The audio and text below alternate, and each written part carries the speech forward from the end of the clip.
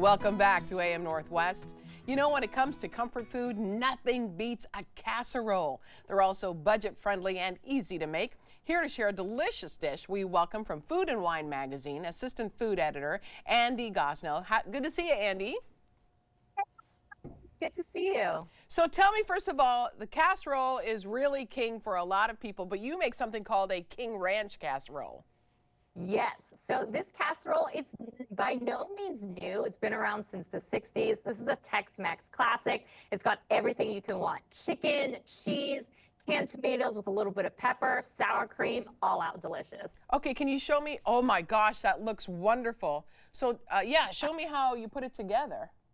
Yes, so we're doing a really easy layer process here. We're starting off with this lovely chicken mixture, which is actually made with shredded rotisserie chicken. Oh, no wait. cooking here. We just buy it from the store. That's great, yeah.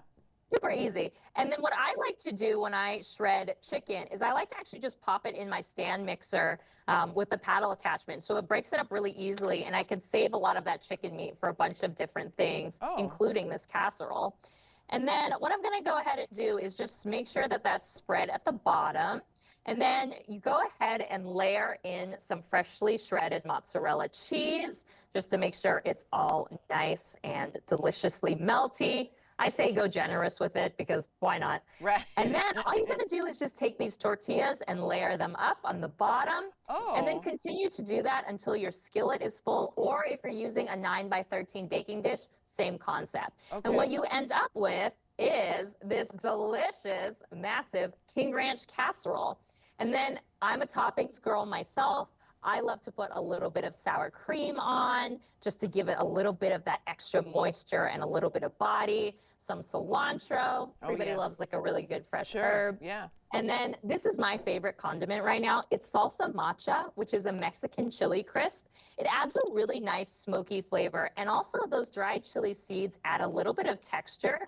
And that's something that you really want in a casserole, right? You want those texture notes to come out every once in a while. And then I'm from California, so I'm gonna go ahead and add some more avocado slices. You can leave these off though if you're not an avo fan. But really, it's just so incredibly easy and really customizable. And now let's talk about how budget friendly they are, because casseroles are really budget friendly, and you have some tips.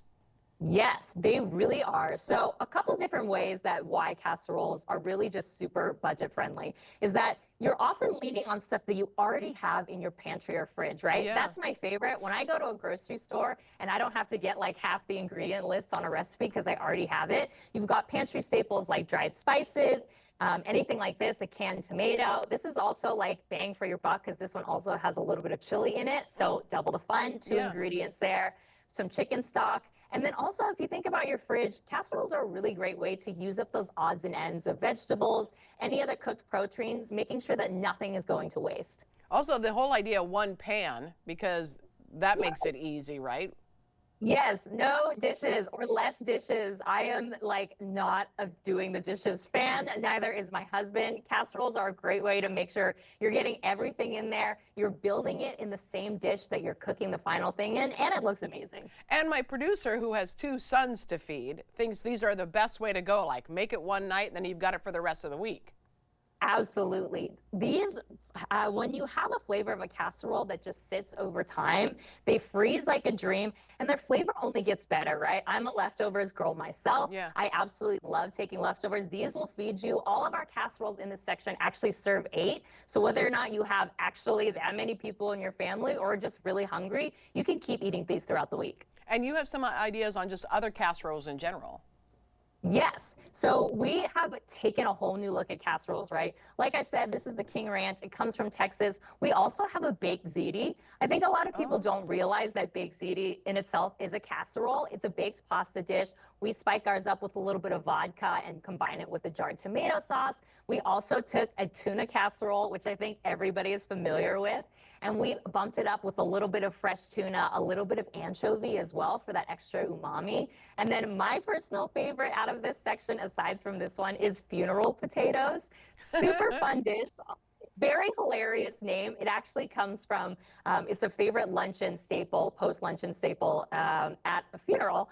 And you get these really nice bites of like crunchy cereal, the potatoes, and for us, we bumped ours up with a little bit of chicken-based stock that's concentrated, so it really gives that schmaltzy, delicious flavor. I love it. We want to tell everyone to check out the latest edition of Food and Wine magazine. Thank you so much, Andee. And we'll also have the recipe on our website at k2.com. Andee, thank you so much. Thanks for having me. You bet. All right, we'll be right back with more AM Northwest. Don't go away.